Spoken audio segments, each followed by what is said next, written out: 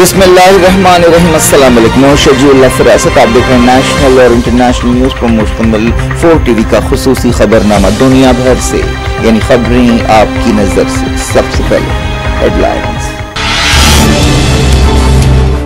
फलस्तीनी रियासत के खिलाफ इसराइली पार्लियामेंट में करारदाद मंजूर। नई रियासत ईरान के हाथ में चली जाएगी। तेल अवीव को डर, अमन कोशिशों को लगा धक्का।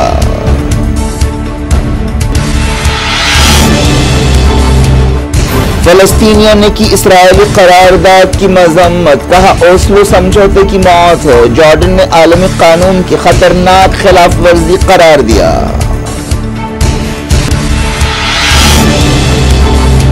फलस्तीन और मिडल ईस्ट की सूरत हाल पर सिक्योरिटी काउंसिल की मीटिंग। गुटरेस ने कहा गाजा की सूरत हाल हम सब पर अखलाकी दाग बन चुकी है।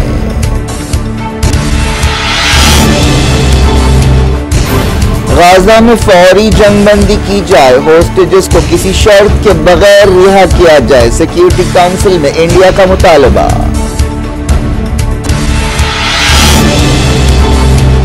लेबनान में इसराइल का हमला, हमास के फौजी कमांडर जाम बहक। हिजबुल्लाह के हमलों से नॉर्थ इसराइल में 60,000 दहशतजदा लोग फरार। गाजा में 24 घंटों में 54 फलस्तीनी जाम बहक। हॉस्पिटल्स में मजीद मरीजों की गुंजाइश नहीं रही।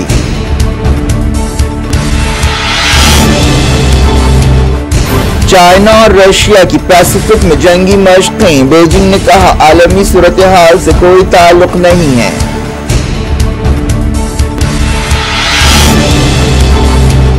बाइडेन कोविड से मुतासर, सदारती कैंपेन छोड़नी पड़ी। नैन्सी पेलोसी ने कहा उम्मीदवार नहीं बदला गया तो डेमोक्रेट्स को शिकस्त होगी।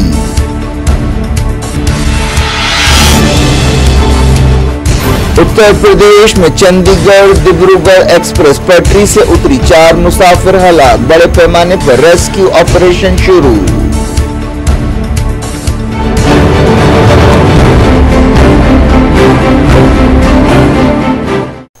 हेडलाइंस आपने देखी। खबरों की तफसील की तरफ आपको लिए चलते हैं। इसराइली पार्लियामेंट में फलस्तीनी रियासत के खिलाफ एक करारदाद मंजूर की गई है। इसराइली मीडिया में कहा गया कि तारीख में पहली बार इसराइली पार्लियामेंट केनेसेट में ऐसी करारदाद पास की गई। मिडल ईस्ट में अमन के लिए 2 रियासती हल के खिलाफ यह करारदाद लाई गई है। 68 अरकान ने करारदाद के हक में और 9 ने खिलाफ वोट दिया। इस करारदाद से इसराइल और अरब मुल्कों के दरमियान अमन कोशिशों को धक्का लगेगा। 7 अक्टूबर के बाद से फलस्तीन का मसला दुनिया भर में नुमायां हुआ है। खुद यूरोपीय मुल्क जो इसराइल के इत्तेहादी हैं अब जोर शोर के साथ 2 रियासती हल पर जोर दे रहे हैं। इस करारदाद में कहा गया कि फलस्तीनी रियासत को बनाने से इसराइल के वजूद के लिए खतरा पैदा हो जाएगा। वज़ीर आज़म बेंजामिन नेतन्याहू के कट्टर इत्तेहाद की तरफ से यह करारदाद पेश की गई। अपोजिशन लीडर यायर लापिड की पार्टी ने सेशन का बॉयकॉट किया। सेक्रेटरी जनरल फलस्तीन नेशनल इनिशिएटिव मुस्तफा बरगूती ने इस करारदाद की मजम्मत की। उन्होंने एक्स पर लिखा कि यह करारदाद फलस्तीनियों के साथ अमन को रद्द करती है और ये ओस्लो समझौतों की मौत का ऐलान है। ओस्लो समझौतों पर 1993 में दस्तखत किए गए थे, जिसमें फलस्तीनी रियासत बनाने का वादा किया गया था, लेकिन इसके बाद से टालमटोल से काम लिया जाता रहा है और इसराइल यहूदी बस्तियां बसाते जा रहा है। यहूदी बस्तियों का फैलाव 2 रियासती हल और इसराइल फलस्तीन अमन के रास्ते में सबसे बड़ी रुकावट है। फलस्तीनी अथॉरिटी के सदर के तर्जुमान ने सोशल मीडिया पर इस करारदाद की मजम्मत की।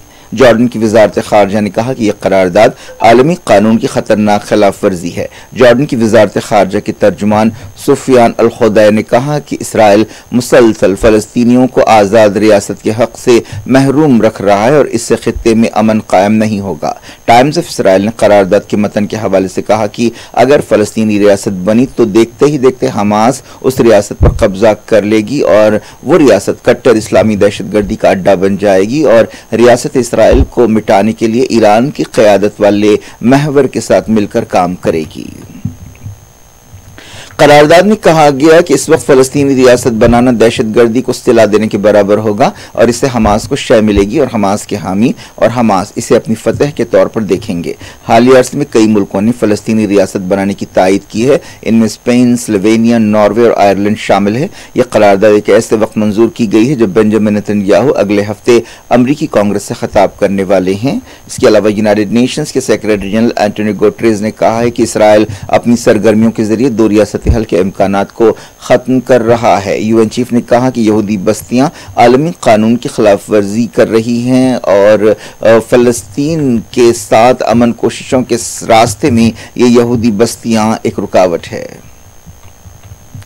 यूएन सिक्योरिटी काउंसिल की एक मीटिंग हुई जिसमें secretary of state Antonio Guterres ने गाजा में खून खराबा बंद करने और जंगबंदी समझौते करने का मुतालबा किया। उन्होंने कहा कि गाजा की इंसानी सूरत हाल हम सब पर एक अखलाकी धब्बा बन गई है। फलस्तीन मसले के तमाम पहलुओं पर इस मीटिंग में गौर किया गया। फलस्तीनी सफीर रियाज मंसूर ने इल्जाम लगाया कि इसराइल उन लोगों पर हमला कर रहा है जो हिफाजत के हकदार हैं। इनमें बच्चे, इमदादी कारकुन, डॉक्टर्स, जर्नलिस्ट शामिल है। उन्होंने कहा कि गाजा में जो कुछ हो रहा है उसे तारीख में नस्ल कुशी के तौर पर याद रखा जाएगा। उन्होंने सवाल किया कि आप कितने जालिम और मुजरिम हैं कि आप बार बार उसी आबादी को निशाना बना रहे हैं। उन्होंने कहा कि इसराइल ने एक इंसानी बहरान पैदा किया है और लोगों को भुखमरी के लिए मजबूर किया है। उन्हें पानी से महरूम किया जा रहा है, बीमारियां फैलाई जा रही हैं और इन मसाइल को हथियार के तौर पर इस्तेमाल किया जा रहा है।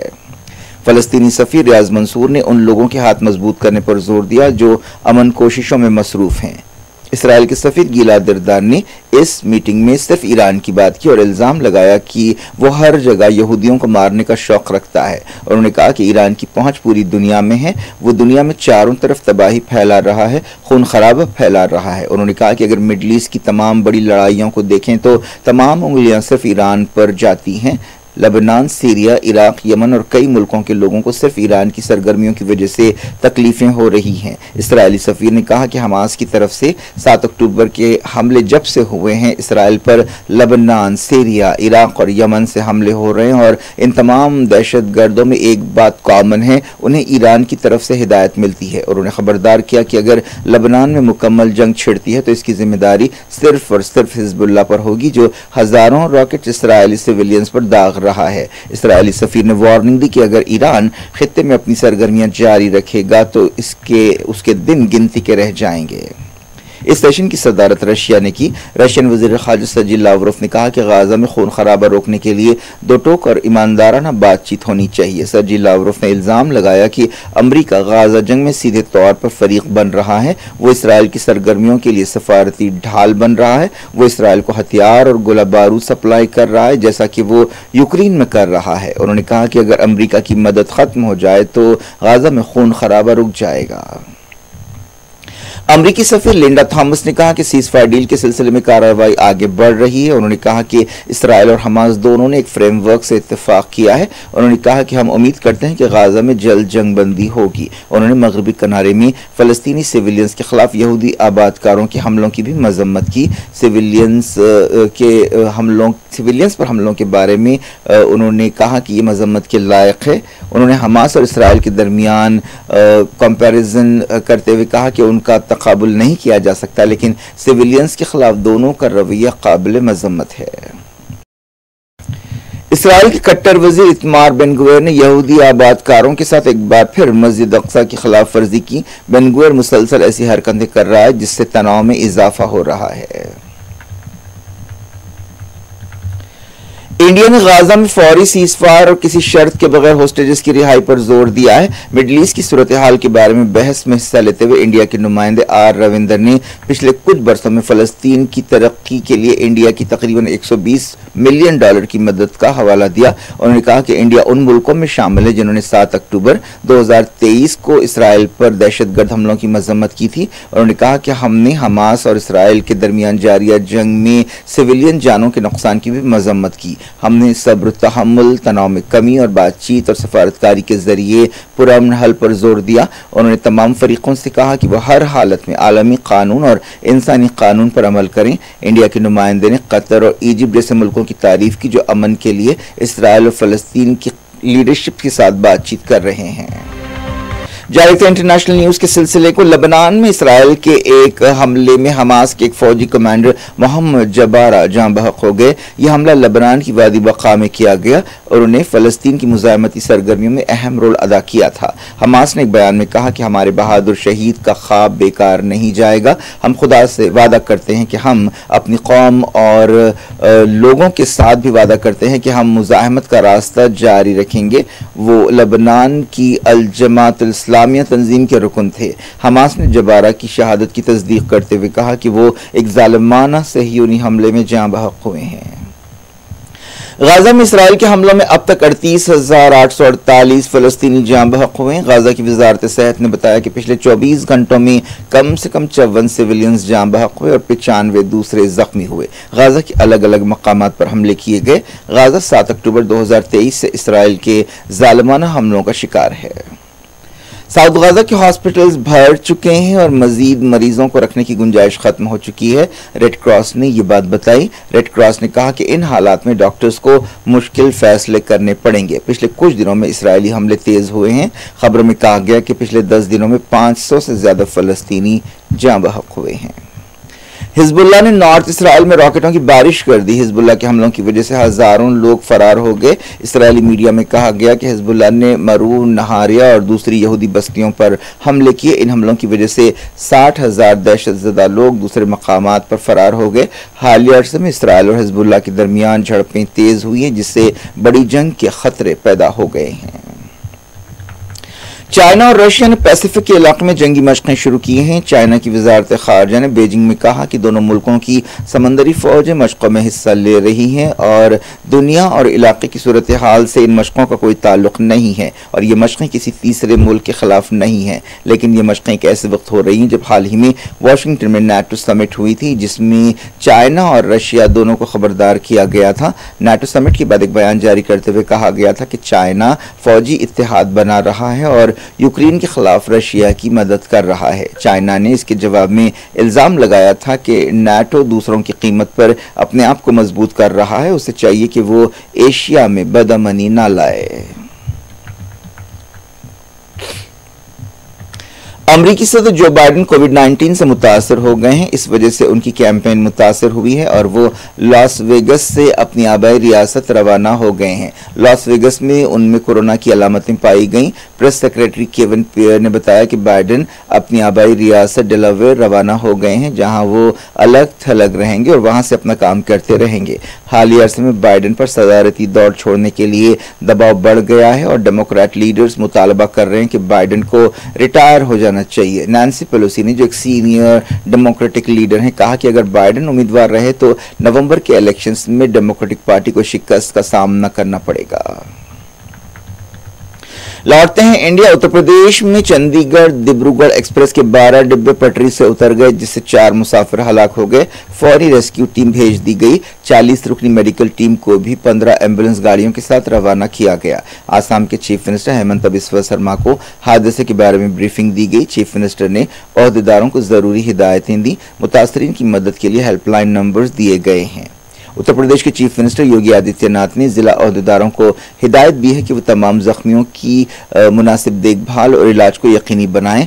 एक्स पर लिखते हुए आदित्यनाथ ने डिस्ट्रिक्ट एडमिनिस्ट्रेशन के ओहदेदारों को हिदायत दी कि वो मकाम पर पहुंचें। उत्तर प्रदेश के deputy chief minister Keshav Prasad Maurya ने कहा कि एक बुरी खबर है, गोंडा जिले में ट्रेन हादसे में कई लोग हलाक और जख्मी हुए हैं। जम्मू कश्मीर के डोडा जिले में एक ताज़ा एनकाउंटर में 2 फौजी जख्मी हुए हैं। जख्मियों को डोडा के सरकारी हॉस्पिटल में शरीक किया गया है। यह एनकाउंटर रात 2 बजे हुआ। जख्मी फौजियों की हालत खतरे से बाहर बताई गई है। डोडा में हालिया अरसे में मिलिटेंट्स की सरगर्मियों और कार्रवाइयों में इजाफा हुआ है। इस दौरान जम्मू कश्मीर के कुपवाड़ा में सिक्योरिटी फोर्सेस के साथ एक झड़प में 2 मिलिटेंट्स हलाक हो गए। ये झड़प LOC के करीब किरान सेक्टर में हुई। सुप्रीम कोर्ट ने नेशनल टेस्टिंग एजेंसी को हिदायत दी है कि वो अपनी वेबसाइट पर नीट नतीजों की शहर और मरकज की बुनियादों पर तफसीलात जारी करे। सुप्रीम कोर्ट ने एजेंसी को हिदायत दी कि वो हफ्ते की शाम 5 बजे तक इस तरह के नतीजे जारी करे। सुप्रीम कोर्ट में कई दरखास्तें दाखिल करते हुए नीट में धांधलियों की वजह से दोबारा इम्तिहान की दरखास्त की गई है। अदालत ने हिदायत दी कि स्टूडेंट्स की पहचान न की जाए। क्या कुछ हो रहा है आपकी दुनिया में, आखिर में हेडलाइन दुनिया भर से एक बार फिर देखें। फलस्तीनी रियासत के खिलाफ इस्राएली पार्लियामेंट में करारदाद मंजूर, नई रियासत ईरान के हाथ में चली जाएगी, तेल अवीव को डर, अमन कोशिशों को लगा धक्का।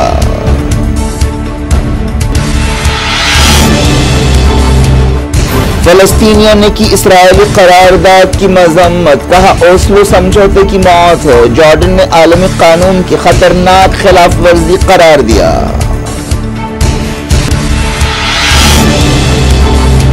फलस्तीन और मिडल ईस्ट की सूरत हाल पर सिक्योरिटी काउंसिल की मीटिंग, गुटरेस ने कहा गाजा की सूरत हाल हम सब पर अखलाकी दाग बन चुकी है।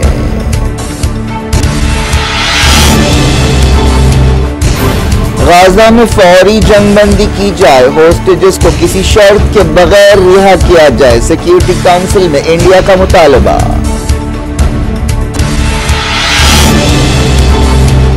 लेबनान में इसराइल का हमला, हमास के फौजी कमांडर जाम बहक, हिजबुल्लाह के हमलों से नॉर्थ इसराइल में 60,000 दहशतजदा लोग फरार।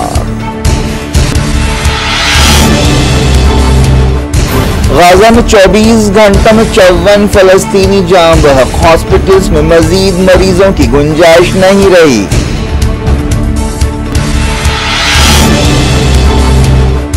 चाइना और रशिया की पैसिफिक में जंगी मशक़ें, बीजिंग ने कहा आलमी सूरत हाल से कोई ताल्लुक नहीं है।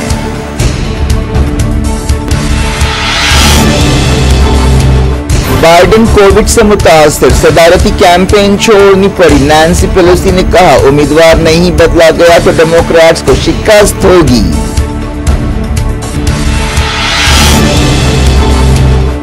उत्तर प्रदेश में चंडीगढ़ डिब्रूगढ़ एक्सप्रेस पटरी से उतरी, 4 मुसाफिर हलाक, बड़े पैमाने पर रेस्क्यू ऑपरेशन शुरू।